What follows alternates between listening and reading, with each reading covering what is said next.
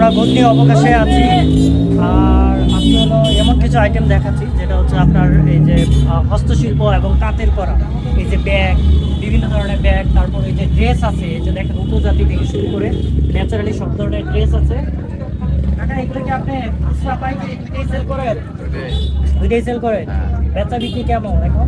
এখন তো বর্ষাকালে একটু কম হয়েছে, ঈদ উপলক্ষে আর কি একটু বেশি টুকটাক হয়। চলতেছে।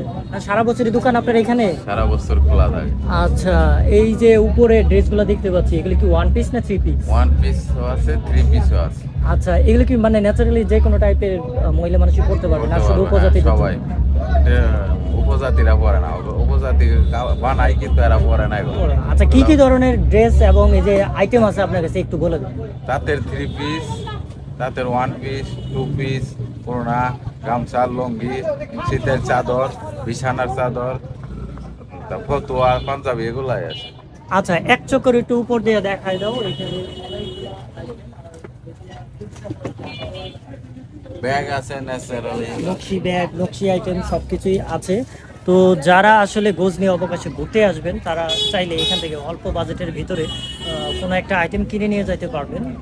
আর এটা হচ্ছে গজনি অবকাশে ঢোকার ঠিক ডান পাশে কসমেটিক যে লাইনগুলো আছে তারই এই পাশে দুইটা দোকান আছে। তো দুইটা দোকানে এই একই ধরনের আইটেম সেল হয়, সারা বছরই পাবেন এখানে।